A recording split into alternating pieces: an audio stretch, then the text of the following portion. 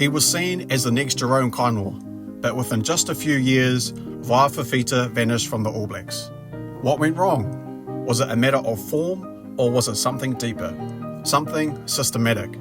Because when you take a closer look at Fifita's rise, his explosive style, and how it all came undone, it starts to look less like a player falling short and more like New Zealand rugby letting a rare talent slip through their fingers. Vaea Fifita's journey to the top of rugby wasn't ordinary. Born in Tonga, he moved to New Zealand on a rugby scholarship to Tamaki College, where his athletic gifts were obvious from the start. He was fast, so fast in fact that he played on the wing despite standing 1.96 metres tall and weighing over 110 kilograms. That's not just unusual, that's freakish. This was a guy with the frame of a lock and with the speed of a back. At schoolboy level, he stood out in every match. After graduating, he worked his way through the Wellington system and eventually into Super Rugby with the Hurricanes, where his power and versatility made him a fan favourite. Coaches loved his intensity. Fans loved the way he carried the ball like a wrecking ball. He didn't just run into contact, he went through it. But it wasn't just his physicality that had people talking, it was his potential. New Zealand rugby had always valued players who could do more than the basics with precision. But Fifita offered something different. Unpredictability, explosiveness, the X factor. And in 2017, that potential finally earned him an All Blacks call-up. His debut came in a mid-year test against Samoa, but it was during the Rugby Championship that year that his reputation exploded.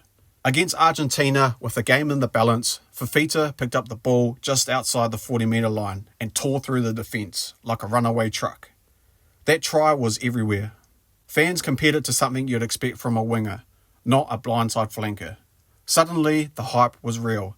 He was being talked about as the natural successor to Jerome Kaino, a hard-hitting number 6 who could dominate physically and bring flair on attack. And for a while, that seemed like the plan. Fifita slopped into the blindside role and played a series of tests in 2017 and 2018. At one point, he was even being viewed as the future of the All Blacks forward pack. The timing made sense. Jerome Kaino was winding down his international career, and the team needed someone with both size and presence. But something strange happened. Instead of locking him into the number 6 jersey and giving him time to develop, the All Black selectors began to shift him around.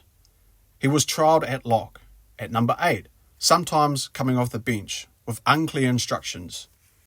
That versatility, which had once been seen as a strength, now seemed like a liability, and fans started noticing the inconsistency. Meanwhile, critics were divided. Some said Fifita wasn't quite accurate enough in his core roles, too loose at the breakdown, too unpredictable in defence. Others argued the problem wasn't him, it was how he was being used. The coaching staff never gave him a defined role the way they did with Kaino, who had been a cornerstone of the full-pack for nearly a decade. Kaino was trusted with big games. He had the confidence of the coaching group. Fifita never had quite the same backing, and that lack of trust led to a fewer chances to prove himself. While Kaino had years to grow into the jersey, Fifita was expected to explode immediately, or move aside. By 2019, his test appearances were drying up. Despite staying fit and continuing to impress at the domestic level, his name wasn't being mentioned for major All Blacks campaigns. And for a player of his talent, that silence was deafening. Behind the scenes, frustration was building. He hinted in interviews that he didn't understand the decisions being made. He kept performing for the Hurricanes in Wellington, but he wasn't getting answers from the top. The communication was vague, the role unclear, and the pathway blocked. At that point, most players would either accept the domestic grind or look overseas. Fifita chose the latter. In 2021, he signed with the English club Wasps, a move that marked a clear break from the All Blacks pathway. While he wasn't the first Kiwi to go abroad, what made this different was that he wasn't washed up. He wasn't at the tail end of his career.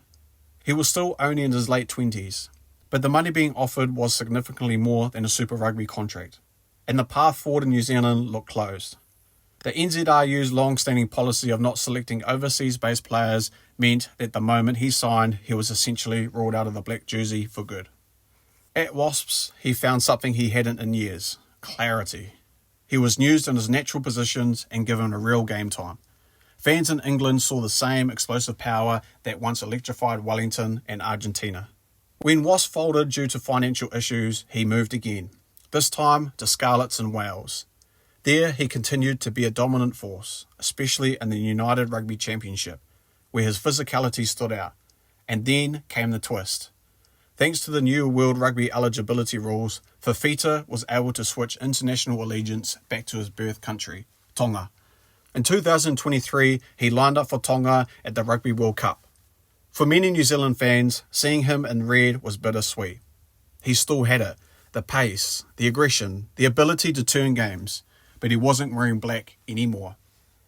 And that's the part that stings.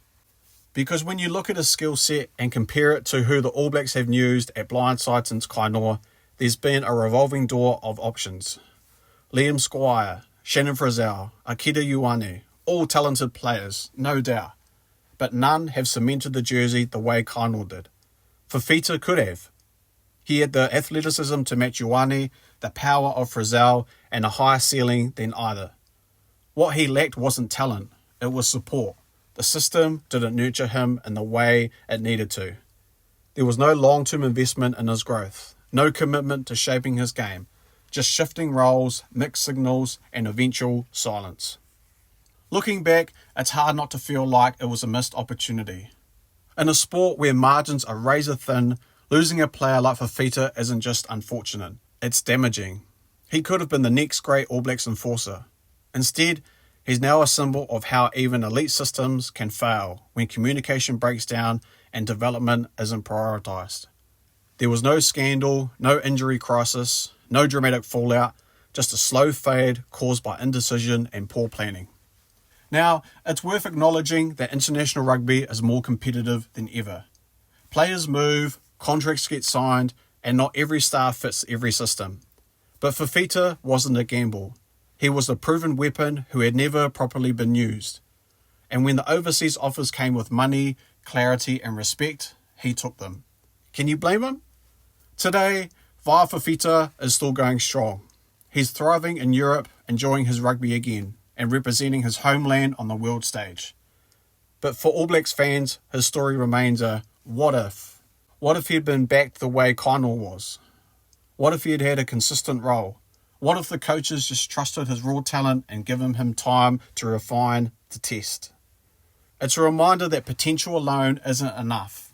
Players need systems that believe in them, coaches who invest in them, and environments that allow them to grow. Vaea Fifita had all the tools. He didn't leave because he wasn't good enough. He left because he was mismanaged, and because another team saw his value when his own didn't. In the end, it wasn't his form or his fitness that kept him out of the black jersey. It was the system. And while he's moved on, it's New Zealand rugby that's left asking the question, how did we let this one go? Thanks for watching the video, and if you enjoyed this deep dive into Vaea Fifita's story, please don't forget to like, share and subscribe, and I'll see you in the next video. Peace!